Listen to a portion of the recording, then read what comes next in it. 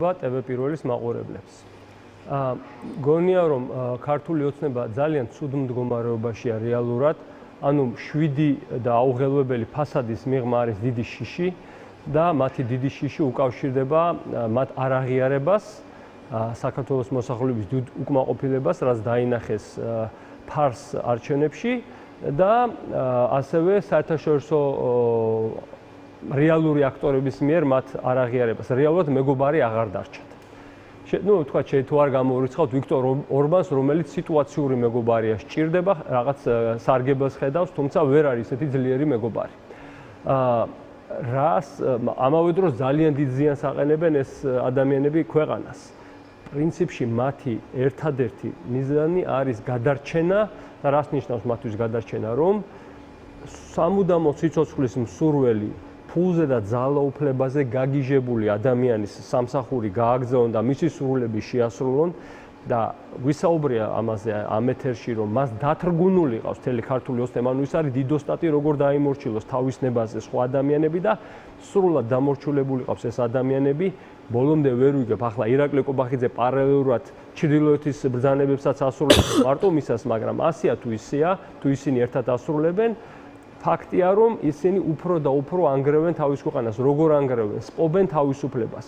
რაღაც არნახული სისწრაფით იღებენ პარტიულ გადაწყვეტილებებს და შემდეგ მოექანებენ და პარლამენტში იღებენ ამ გადაწყვეტილებებს. რა გადაწყვეტილებები, რას ნიშნავს არაპარტიული ადამიანების თვის აკრძალვა, თუ მათი მიზანი ეთანხმება. აი, როგორ გითხრათ, კონსტიტუცია დარღვეულია, თმათ დიდი ხანია დაარღვეს კონსტიტუციის 3 მუხლი.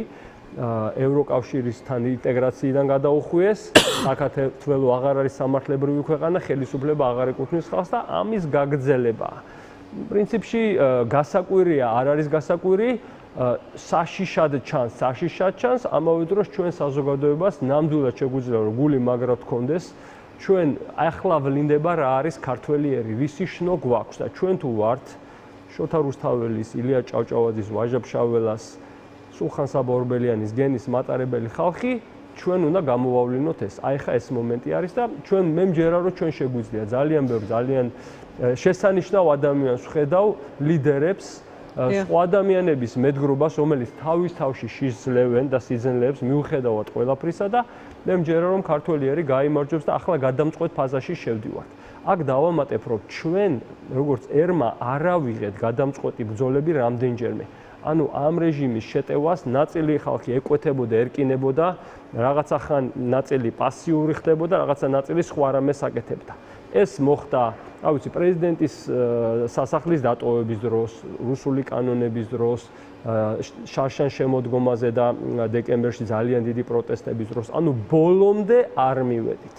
ასევე 4 ნოემბერს ხალხის ნაწილი წავიდა ეგ, ნაწილი არ წავიდა, ნაწილი ეს შევიდა. ანუ საბოლოოდ იქ მივდივართ, რომ დროა გავიაზროთ ერმა, რომ ჩვენ ერთად გვაქვს საბრძოლო და ერთად ვუპირისპირდებით რუსულ რეჟიმს.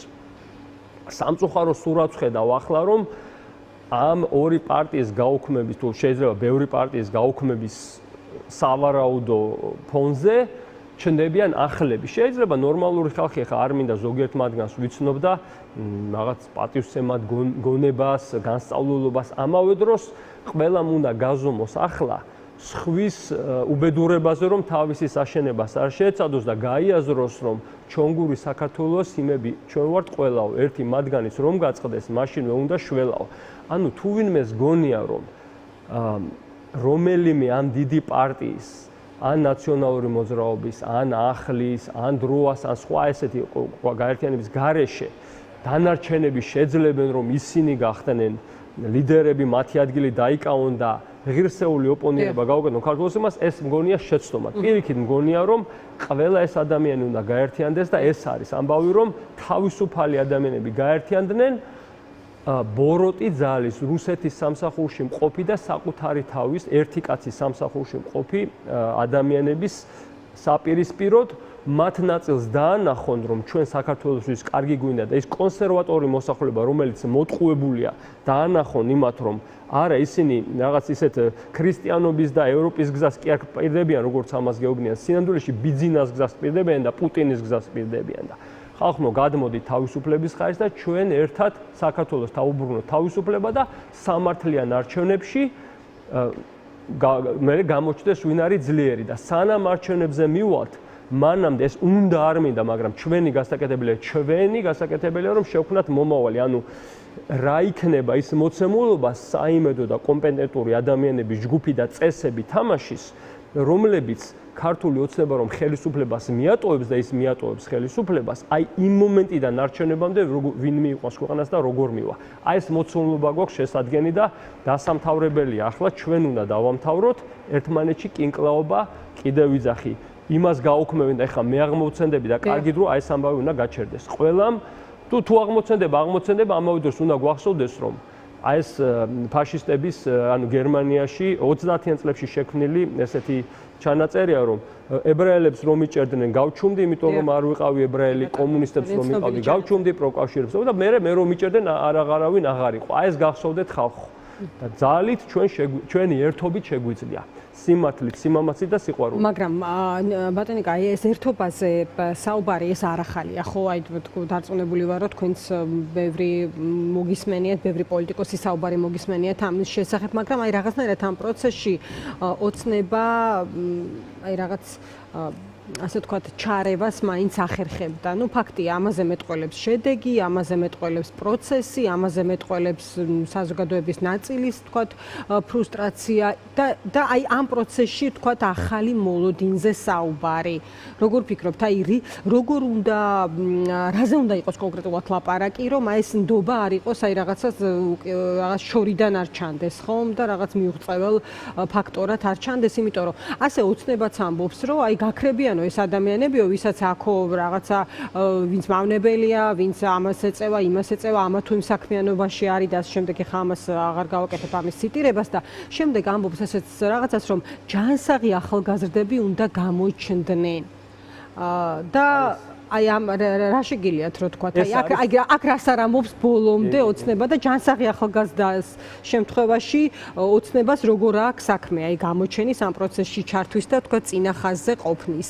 ანუ პოლიტიკური კლასი და წინააღმდეგობა აცდა თუ არა ერთმანეთს და სად დაიჭირა თქვა ოცნებამ თევზი წყალში. აი ეს ის მომენტია, როდესაც ჩვენ საზოგადოებას ყველაზე მეტად ვიდრე აქამდე მოუწოდებ რომ გონს მოვიდეთ. ოცნება რომ ცუდია გასაგებია, კარგი მოცემულობა ვერ შეიქმნა, ვერც წინააღმდეგობის მოძრაობიდან და ვერც პოლიტიკური ველიდან, რომელიც ამ წინააღმდეგობის ნაწილი და განუყოფელი ნაწილია. ერთად არის ეს ორივე, ამავე დროს არ არის დაკოორდინირებული. ასეთი უკიდურესი გაჭირვების წინაშე, რაშიც ახლა ვართ, ანუ ჩვენი ქვეყანა და თუ შეიძლება ორი სიტყვით მე ეკონომიკაზეც ვიტყვი, ამ საკითხს არ მინდა რომ მოვშორდე. რა აწუხებს ოცნებას და ეკონომიკა აწუხებს, ფულზე გაგიჟებული ხალხია და ეს აწუხებს და არაღიარება აწუხებს. და ისევ აქ დავბრუნდეთ რომ ვერ შედგა აქამდე დაპირებებით მართალია დაიღალა ხალხი, ბევრი საუბრობს ამაზე და სიტყვაც რჩება. მე ჩემი საქმით ვცდილობ ამის გაკეთებას ძალიან, თუმცა მე რა ერთი მოქალაქე ვარ წინააღმდეგობაში მყოფი, ვთქვათ, რამდენიმე კარგი ძალიან თანაგუნდელი მყავს, ვთქვათ, რომლებიც ერთობის წევრები, რომლებიც მამაცი და გონიერი ხალხია.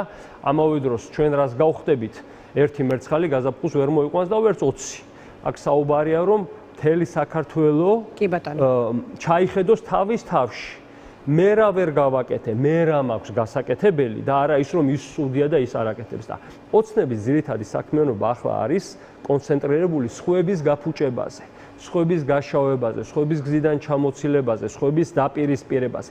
აი ხა თქვენ რომ მეუბნებით ამას, ძალიან კარგ მაგალითს მოგიტანთ, რამდენჯერმე Facebook-ზე მიწერენ ხოლმე და მგონია რომ აი ტროლების შეკვეთილი დეზინფორმატორების დაწერილია. თქვათ ვარ ეთერში თქვენთან ან იმათთან ფორმულაში რა გინდა მაგ მოღალატესთან ასეთი ჭკვიანი კაცი როგორ უჯდები.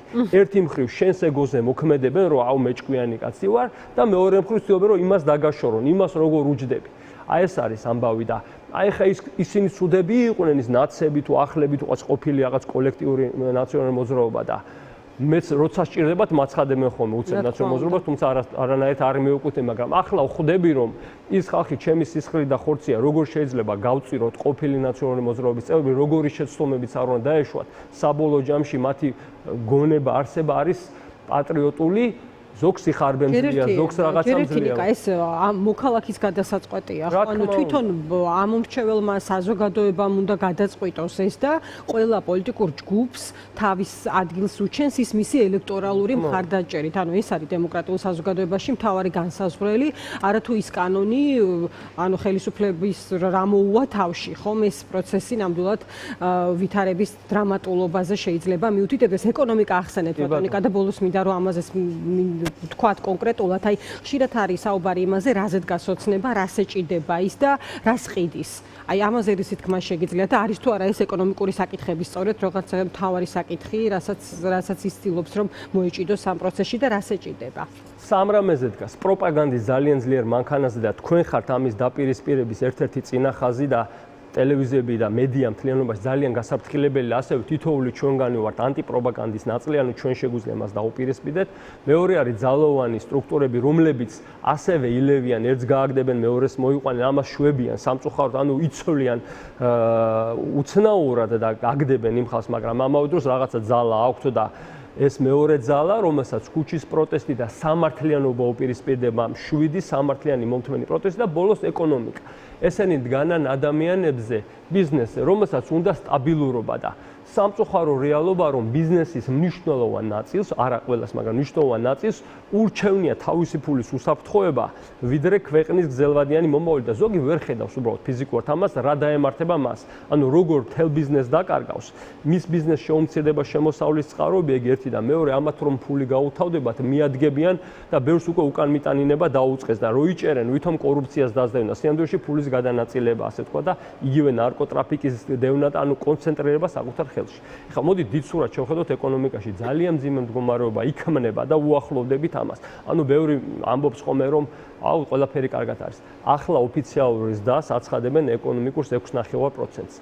რეალურად ჩანს რომ დაახლოებით ამის ნახევარი. ეს ჩანს იმითი რომ ბიუჯეტის შევსება ძალიან უჭირთ და 2.9% ბიუჯეტის შემოსავლების არის სხვა გადასახადები. ეს სხვა გადასახადები არის წინასწარ ჩარიცხული ფული კომპანიების, რომლებსაც ჩაარიცხინეს და ამით ავსებენ ბიუჯეტს და ბოლო დღეებში ხდება ხოლმე ბიუჯეტის შესრულება. ეს ერთი ნიშანი. მეორე, რამდენიმე დარგს უკვე სერიოზული კრიზისი აქვს. ეს არის ენერგეტიკა, ეს არის სოფლის მეურნეობა, ეს არის მშენებლობა. კლება ქონდა წლის პირველ ნახევარში განსაკუთრებით დიდი ენერგეტიკა.